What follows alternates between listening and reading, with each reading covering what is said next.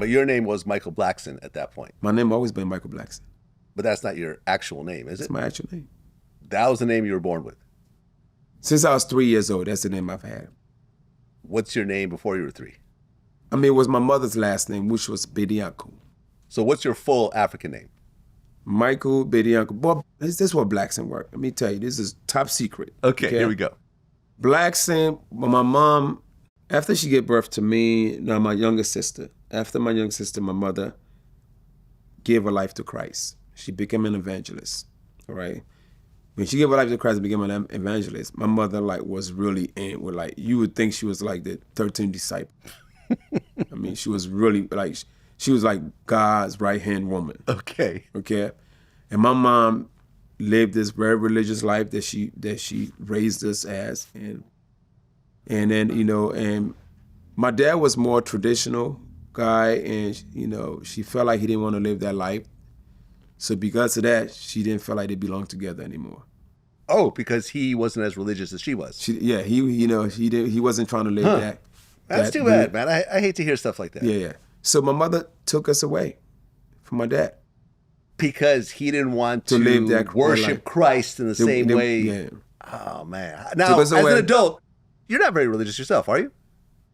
Not like I used to be as a kid. Now I'm not. I have a personal relationship with God. That's it. Okay. I'm not very religious. I mean, I'm Jewish, but I'm not very religious. Yeah. So when she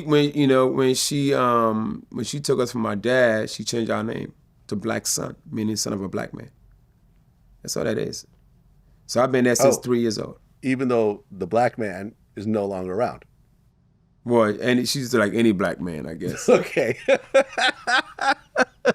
Yeah. So that's why I was Blackson from 3 years old. Did you maintain your relationship with your dad? What? I was 3 years old. We didn't have internet. No, that's not what I mean. But I mean, as you got older, did you reunite with your dad? I saw my dad on maybe one more occasion, and then I didn't see him after. Really? Yeah.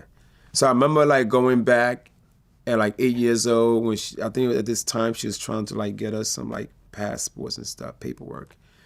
And I remember being on the porch, and I remember the guy coming up to me. Mind you, I haven't seen him since I was 3 or whatever. He said he was my dad, and I remember having a brief conversation with him, and I remember telling my mom, "It's a man on the porch, say he's my dad," and I had a brief conversation with him, and then that was it. And then he died maybe 15 years ago. Never saw him. Huh?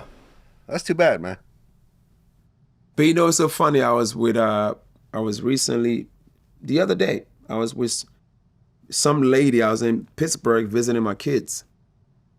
And then one of my buddy owns a clothing store, and I went there. I just stopped through there. He wasn't there, but it was a lady there that works there, And then we just started communicating, talking. We talking about because she mentioned something about she died at one point for 3 minutes, and she told me what happened after death, and then I also told her my experience with that. And then right before I left, she said there's an older person that's passed that he's very proud of you. And that made me thought about my dad. Yeah. But besides, when he passed, it didn't really hurt me because I didn't know. You don't know. You didn't know him. Yeah, I mean, you can't be sad over someone that you barely met. Yeah. My sister, got mad at my mother about this, because my sister, when she went back and did her research, went back to his village where he's from, because we actually thought he moved on with life and had more kids and whatever. But then she found out that this guy never had a kid and he died from a broken heart because his kids was taken away. So all 8 kids? Well, 7. My mom later married a pastor. Oh. And then had my youngest sister. So all 7 kids. All of his 7 kids that he had with your mom, he never got to see them again. No, I think my older sisters, because when I came to America, my older brother and sister were still back home.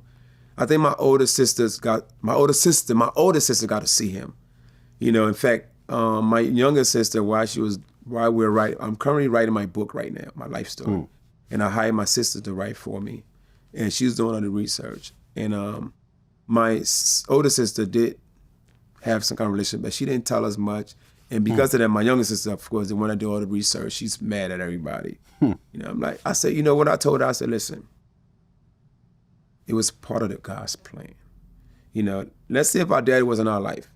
Our daddy was in our life, you know, and we stayed back home. We never left.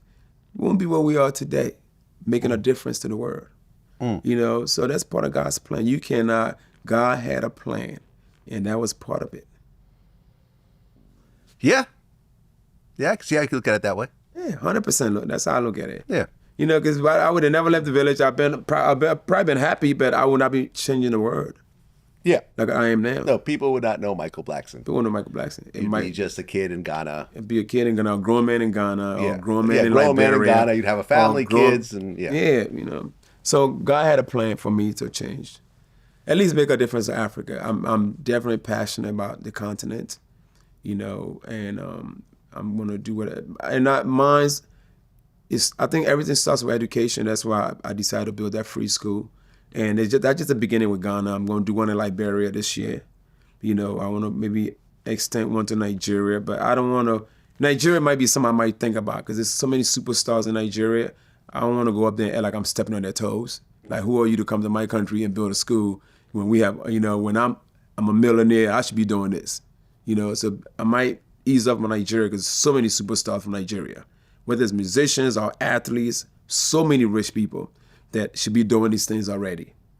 You know what I mean? So I might lay off Nigeria because there's other motherfuckers' job. But Liberia is this year, and then, you know, I might do one more. I haven't decided where, and then I'll be done giving away my money. That's what it is. Michael Blackson. Always a pleasure when we get up. Thanks, man. Thanks for having me. All the best, man, and congrats on everything you're doing. And look, I'm sorry you lost some money along the way, but you know, It's not lost. The money is still alive. It's still alive somewhere. I'm gonna get our It's new held pres- captive right now. It's a hostage. It's kidnapped. It's kidnapped. By the African cartel. Yeah, we'll see who they give back first, your money or the hostages that Hamas currently has. I'll get my money back. You'll get your money back first? That's what it is. Peace.